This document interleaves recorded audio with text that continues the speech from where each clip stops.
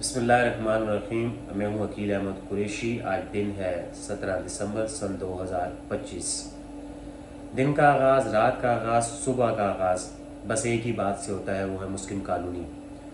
اب صرف مسلم کالونی ہی نہیں رہی، ساتھ میں ہمارے نڑولا گاؤں ہے، چھجار ہے، بری مام ہے، تھرو آؤٹ اسی طرح یونیورسٹی کے سامنے جو آبادی قائم ہوئی، ملپور ہے، اور ملپور کے ساتھ ٹوک جلانی کا بھی کچھ سرائیاں ہیں کہ اس تک یہ جائیں گے۔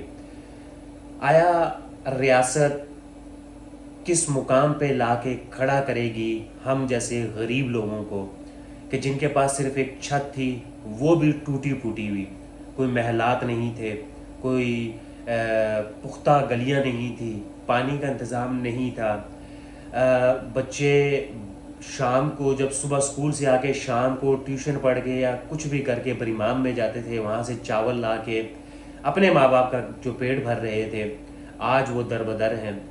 آج وہ کہاں سے کہاں پہنچے ہوئے ہیں۔ ریاست کو اس چیزوں کا بالکل بھی خیال نہیں۔ ریاست اس مقام پہ لا کے کھڑا کر چکی ہے قوم کو کہ اب قوم بالکل بکھر چکی، ٹوٹ چکی۔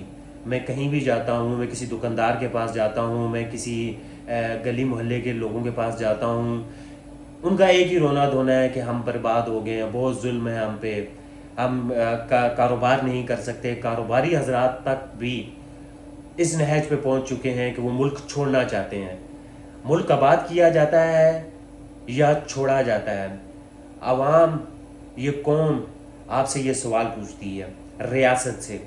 ریاست اس وقت جس مقام پہ لا کے ہمیں کھڑا کر چکی ہے، آیا کیا وہ اس بات کو مانتی ہے کہ آنے والا کل ان کا ہوگا؟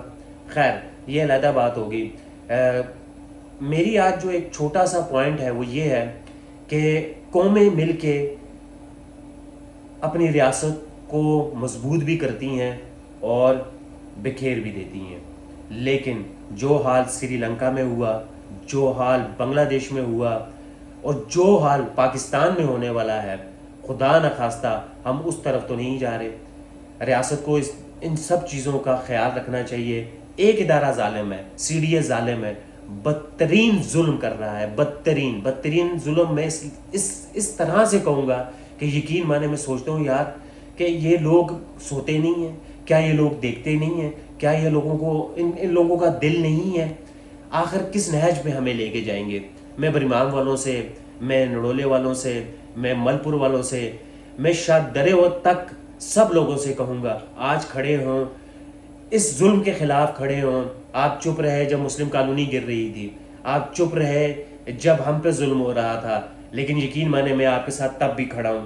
ٹھیک ہے، میں بول سکتا ہوں، اللہ نے مجھے یہ طاقت دی ہے کہ میں صرف بول سکتا ہوں۔ اس بولنے کے بدلے پہ مجھے کیا ہوگا، کس طریقے سے ٹریٹ کیا جائے گا، وہ مجھے نہیں پتا، لیکن اللہ تعالیٰ نے حکم کیا ہے کہ جہاں ظلم دیکھو ہاتھ سے روکو۔ ہاتھ سے نہیں روک سکتے تو بول کے روکو، بول کے نہیں روک سکتے تو کم سے کم دل میں برا جانو۔ اور دل میں برا جاننے کا مطلب یہ ہے کہ آپ دین کے ایک نچلے طبقے میں ہیں اور دین سے دوری ہے آپ کی، تو متحد ہوں۔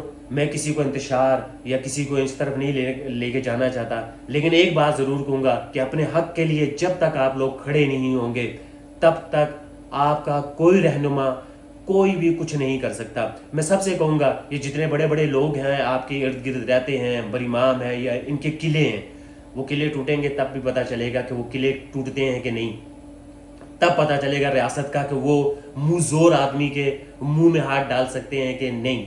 ٹھیک ہے، بس افسوس ہے، افسوس کے علاوہ کچھ نہیں۔ انشاءاللہ تعالیٰ ابھی تک کی کوئی اپڈیٹ نہیں ہے۔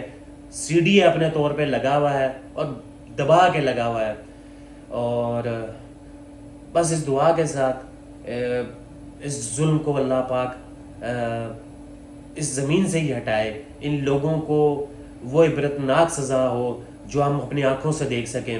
لیکن میں آپ کو ایک چھوٹی سی ایک بات بتا دوں، کہتے ہیں جیسا حکمران ہو، جیسی قوم ہوتی ہے ویسا ہی حکمران ہوتا ہے، تو ہمیں بھی بدلنا پڑے گا، ہمیں بھی اپنے گریبان پہ جھانکنا پڑے گا، ہمیں بھی تبدیل ہونا پڑے گا۔ میں کالونی کی ایک سٹوری کل آپ کو بتاؤں گا کہ کالونی جب گری اس کے بعد کی کیا صورتحال تھی۔